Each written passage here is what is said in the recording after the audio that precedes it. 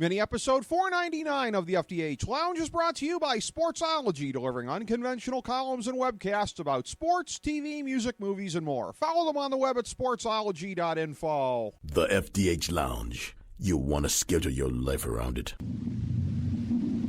A long time ago, on a gloomy, wet Cleveland spring night, two men stand alone amidst the late-night drizzle. Their voices echo across the vacant station parking lot as they debate the merits of the great American radio show that have been missing for far too long. On that night, an idea was born. That idea became the FDH Lounge.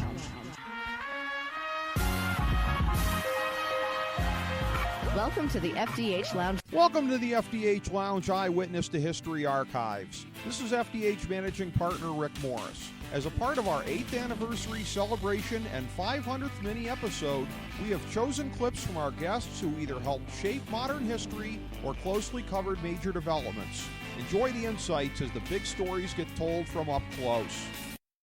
It's very surreal to see the state that I live in atop all of the international news headlines yesterday. Everybody's talking about some whack job from Ohio who has caused this to happen, and what a terrible tragedy it was. And for when you see somebody like Jack Hanna, who very much like yourself is associated in the public mind with the well-being of animals, as emotional as he was about this yesterday, it was just very striking to see, and very, very painful to see somebody who's devoted his life to welfare of animals down there on the scene. I mean, this was a very, very vivid thing for anybody who loves animals.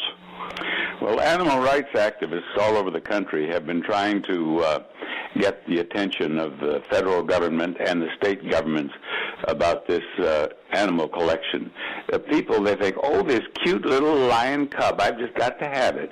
And then that lion becomes a 250, 300-pound lion, and they don't feed them properly. Most of these collectors, the animals are kept in terrible conditions. They're housed in tiny enclosures, have nothing resembling the life that nature intended for them. They're not fed properly in many cases, and in many cases they're ill and not getting proper medical attention. In fact, Pat Derby told me that up there at the sanctuary, that some of the saddest, most pitiful situations that they have, animals that have been brought in, have come from these collectors. To somebody like me that would say, gee, it would be a great thing. Maybe you have, your semifinal bowls on New Year's Day. You already have the infrastructure in place with the extra game, and it's more or less a week later, so you already have that. That would have been the stumbling block previously. You're not extending the season by doing that. I understand that's not something you're presently an advocate of, but just give me any of your thoughts on the subject, as you've been outlining them over time. Yeah, I'm not an advocate of it. On the other hand, I'm absolutely willing to listen to what people think about it. Here's the issue. What if Oregon, Auburn, and TCU are still undefeated after the bowl games? Then who picks? Who decides which two move on? And have you really gained anything from what we have right now? I'm not sure about that. The team number 3 is really going to be unhappy that they didn't get picked. And the other thing about it is a logistical thing, and I think it's really important, and it's that say you're able to play all the bowl games on January 1, which is problematic, but say you're able to do it, and the championship game a week later, you're not giving much time for folks fans to buy their airline tickets, to make hotel arrangements. And at some point, would fans say, you know what, I don't think I'll go to the bowl game. I think I'll wait to see if we get in the championship game. Coaches don't have much time to prepare. There's a lot of logistical things that really have to be thought through. And I think the other part of it is, for me, we call it bracket creep, CREEP, bracket creep. And what it is this would not stay at a four-team tournament. Eventually, Team 3 would be so unhappy that they would ask for change, and so this little +1 would turn into an 18 playoff, and then 12 and 16 maybe. And the reason I'm saying that is, if you think about it, every sports bracket has increased through the years. College basketball certainly has. College baseball, softball, the NFL, NBA, every sport, literally every sports bracket has increased. And I think we'd be fooling ourselves if we thought that if we went to a +1 that we could keep it at that size forever. Myself and my mom were big fans of Sam Cooke also, and I understand that's something you got from your mom. And I understand that Sam Cooke was a great influence on your voice and how you went ahead with your career and how you approached singing.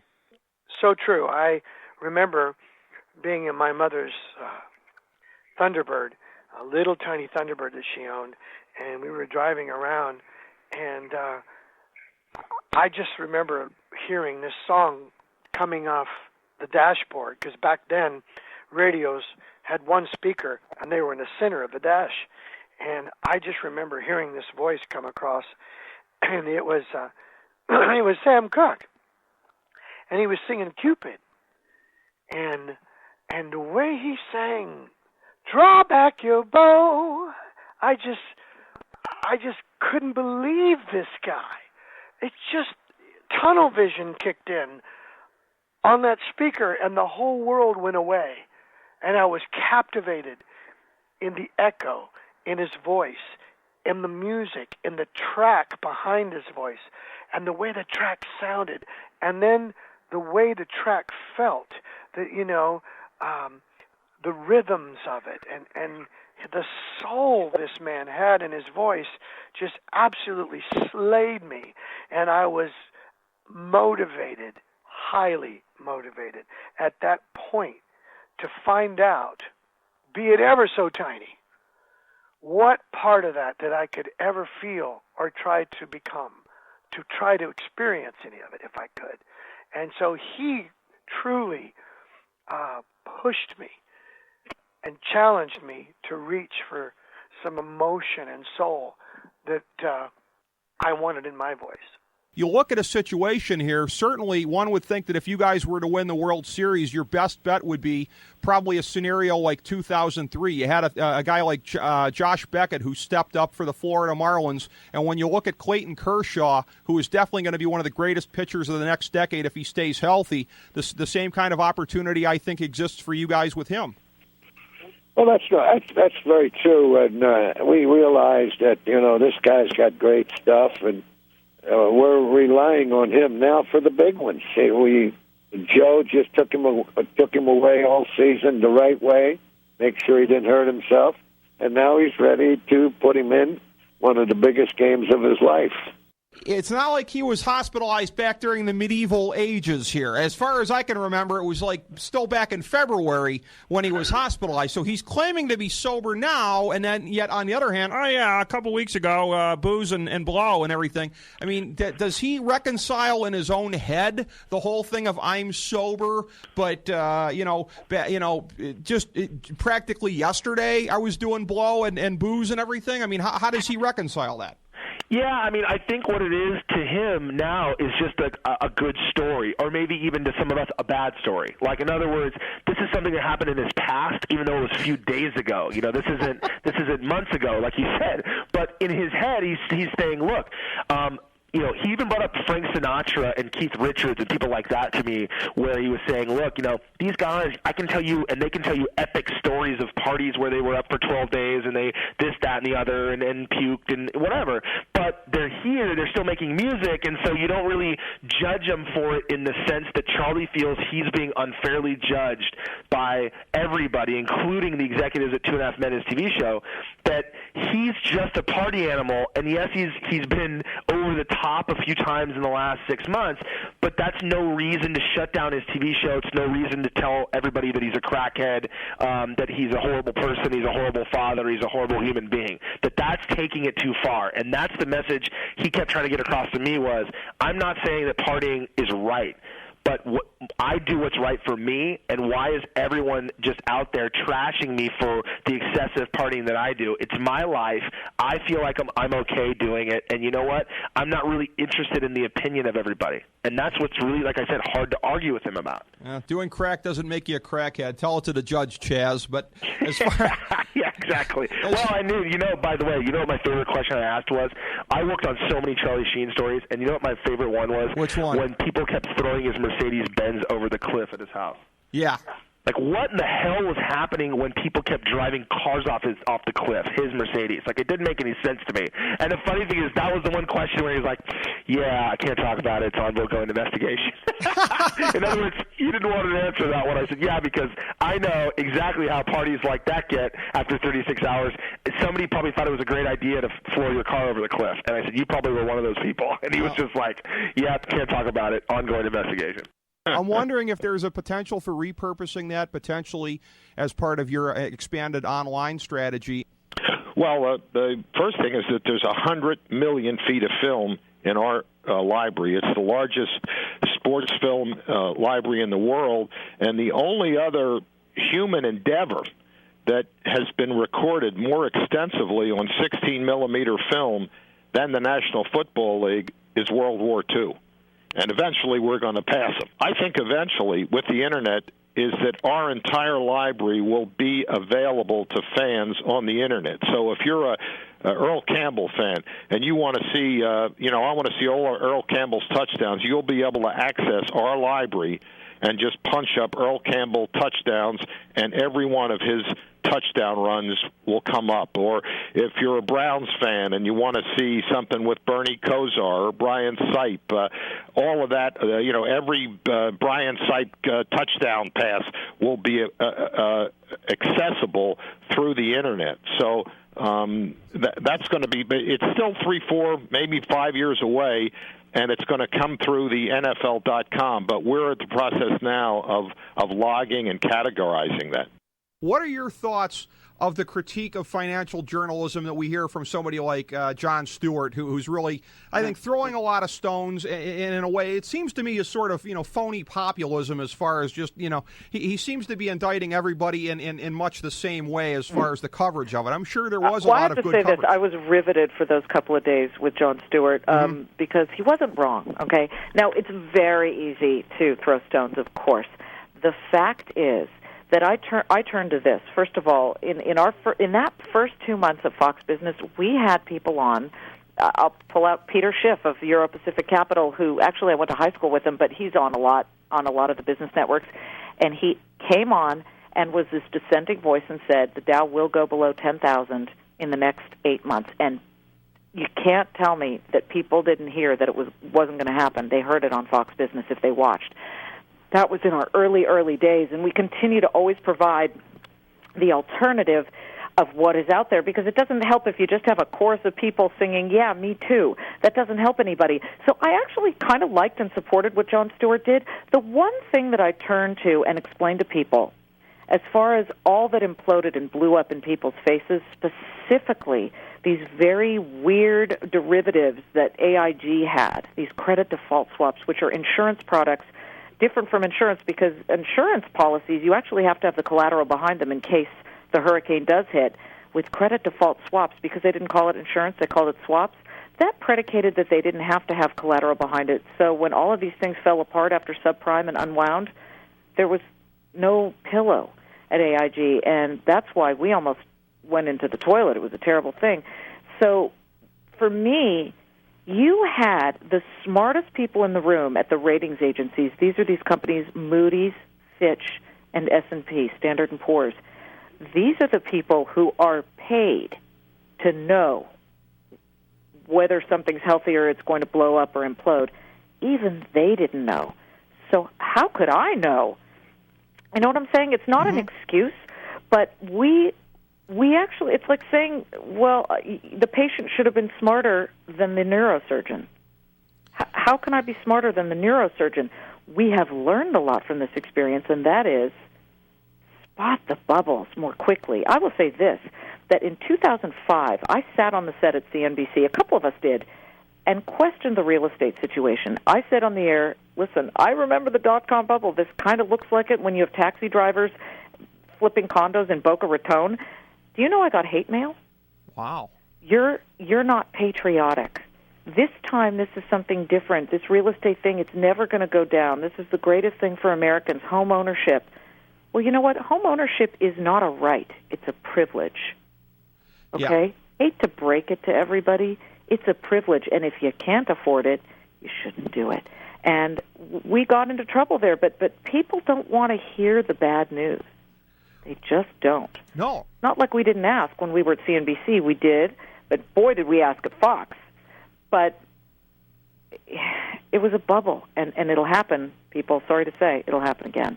It seems to me, almost at the risk of oversimplifying, a mirror image of 4 years ago. The way that Cleveland kind of came up on Miami in the process really seems to mirror the way that Miami came up on Cleveland 4 years ago, and that people really weren't taking seriously the scenario until it happened. It just seems to me that again, from the moment that Cleveland won the lottery, that just seemed to set all the balls in motion this time here, and that it ended up in a place I would think nobody could have anticipated going into that night.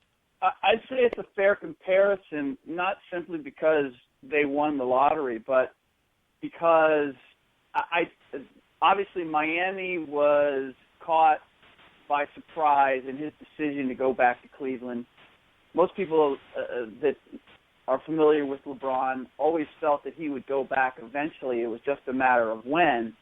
But this timing seemed a little bit odd. Now, that's probably a little bit odder in going back now than it was leaving Cleveland and going to Miami. But I believe that some of that surprise was because it wasn't necessarily a decision that LeBron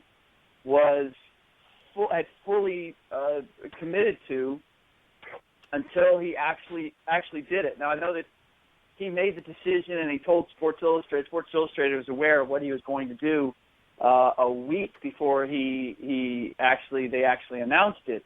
But coming into the postseason, I don't believe that he already had his mindset that he was going back to Cleveland at this point, just as I don't believe that when he left for Miami, I know that there was a time during the free agent period where he was still talking to Chris Bosh about possibly joining him in Cleveland. And when Bosh said no, that's when he decided, you know what, then I really don't have any choice. If I have to play for a ring and I have to win a ring and that's what I need to validate my superstardom, then I'm going to have to go to Miami to get that done. So I would say that there are a lot of comparisons there, and probably the defining one between the two is the fact that nobody really knew what he was going to do except LeBron, and even LeBron wasn't sure what he was going to do until he got fairly along in the process.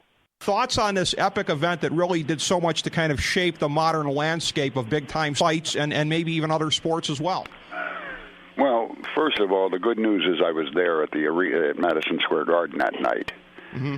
The bad news is it was 40 years ago and I'm still here. That's good news, Bert. but it was not just a fight, it was an event. It transcended just being a fight. It was a morality play in the middle of the Vietnamese conflict. And one man, Ali, stood for the anti-Vietnamese war.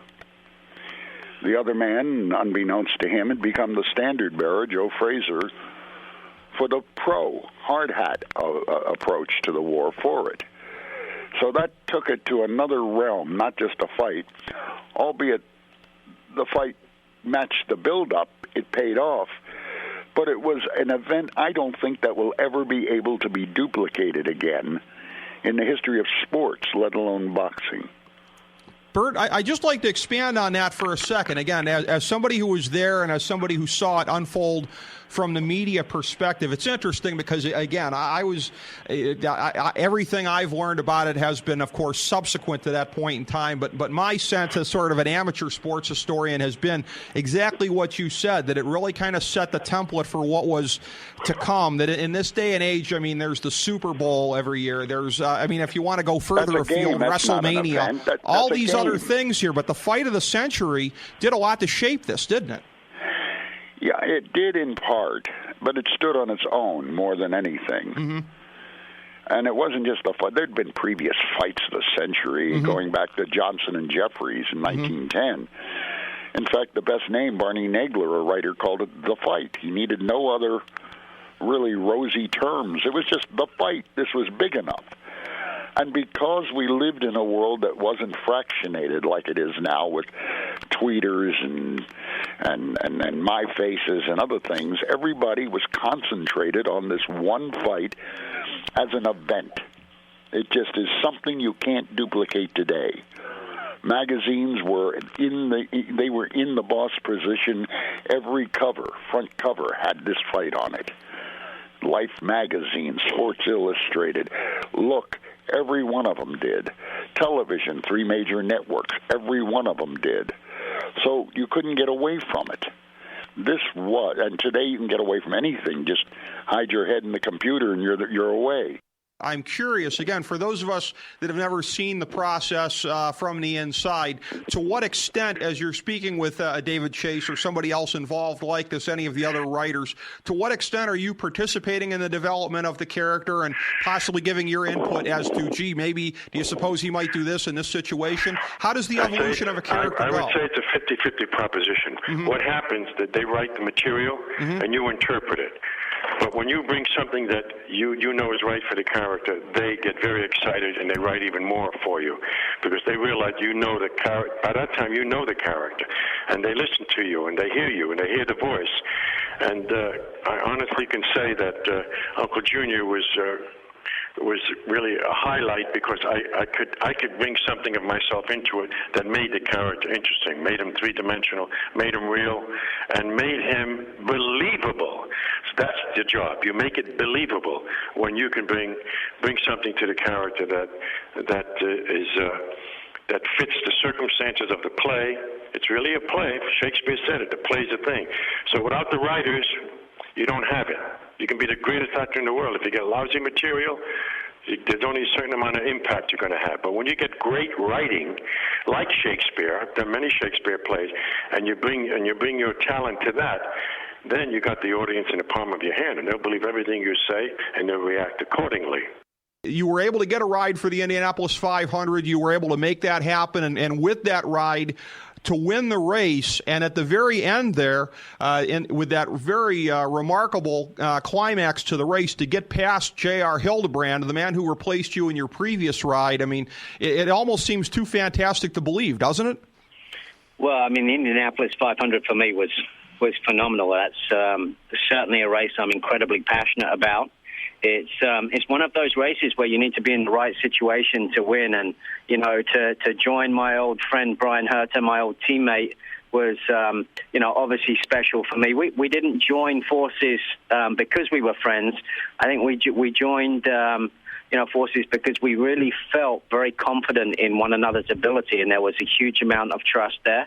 And, for me, he was able to give me a package to win. He collaborated with Sam Schmidt's team. And I got to tell you, right from the get-go, it just, we were very, very competitive. Dopamine triggering pleasure centers in the brain and everything. And that's the thing that I think really just illuminates the physical tie-in to this with brain chemistry here. I mean, it's the same thing that happens to coke addicts or anybody else like that. It becomes a brain chemistry issue. And even if you're doing pretty good on willpower and everything like that, you have to overcome this need that's sort of been hardwired into your body by experience. Well, I certainly agree. It's an insidious disease, compulsive gambling. It's ruined a lot of people's lives, millions of lives, and it's probably going to ruin that many more lives or more in the future because of the exposure to gambling. And you always ask a question why, and I'm sure there's some physical reasons why. And I believe that they need to set aside some funding so that they can do more research on why compulsive gamblers have the problem and why they relapse so easily and why it's so tough to recover and why the people would go to the extremes like I did to continue to make the bet. So it's a baffling illness. It's an insidious illness, and it's in the infancy stages. I always say that gambling and the acceptance of compulsive gambling is probably 25 years behind what alcoholism or drug abuse is. So it's a very misunderstood disease.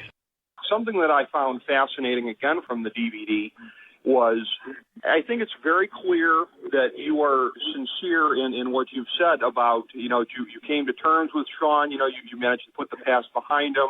that he is a different person now with having found Christ and everything like that. But what I was fascinated by in watching that was your recall on some of the things that happened from back in the 90s. I mean, you're somebody that has had concussion issues, the stroke, even those of us that have been fortunate enough not to have that happen, I feel like maybe couldn't recall these kinds of things. So I'm fascinated by the thought process on that, Brett. I mean, these are clearly things that you still remember about what happened then, but I guess would it be fair to say you remember, but it just doesn't have the capacity to wound you as it once did? Well, I remember it all, but I've moved on past it. You have to. I always say this, but it's just the truth, is that when you've suffered a stroke like what I suffered in 2002, you learn over time that the things that you carry around and all the grief and when I suffered the stroke in 2002, I was still grieving pretty hard over my brother Owen's death, and Bulldog's death just happened a few weeks earlier, and there was a lot of dissension in the family, and there's a lot of strife and going on in my daily sort of routine, and it's the same thing with Sean. Sean bothered me for years, what happened with Sean, and I'll never forget what happened. I'll never forget how I feel. I wanted to express myself and tell everyone how I felt and what exactly happened, at least in my words. And I was able to write my book, and I was able to do that. And I remember I kind of finished and wrote the book, and it was over, and it was done, and I made my point, and most people appreciated my point, and it was kind of like over, except for everyone just sort of had tagged me as a guy that was still not over what happened. And the more I thought about it, I said, the best thing I could do to move on is to really move on and to kill this thing and put it to rest and make a truce with Sean. And I tried for quite a long time to make some kind of connection with Sean where I could at least explore whether it would be worth trying to make any kind of a truce with him. And then through different channels, we eventually did get there, but I think it was good for him, it was good for WWE, it was good for me, and above all, it was good for wrestling fans. And I feel today in my everyday sort of routine, I feel a lot less strife, and I'm glad I went back. And anybody that sort of goes, he sold out and he went back, or he didn't do the right thing, or he should never have gone back, they don't know what they're talking about. I did it for my own peace of mind, and that's the most important. That's all that matters. As we bring the show to a close, we would like to extend our deepest gratitude to NBC, CBS, ABC, Fox, all Clear Channel affiliates, TNT, TBS, USA, UPN, Deadspin.com, YouTube.com, YTMND.com, MySpace.com, various blogs, Fox News, CNN, CNBC, MSNBC, IamBoard.com, Billboard.com, Google.com, ESPN, ESPN2, ESPN News, ESPN Classic, NBA TV, NFL Network, Sports Time Ohio, Athlon Magazine, Comedy Central, Cartoon Network, The Boomerang Channel, QVC, BET, The Spice Channel, Steno Notebooks, Manwich, Papermate Office Supplies, waitresses, strippers, bartenders, garbage men, janitors, microwave popcorn, the writers of The Office, Scrubs, Entourage, My Name is Earl, Oz, Metalocalypse and the Boondocks, Aquafina, and The Periodic Table of Elements.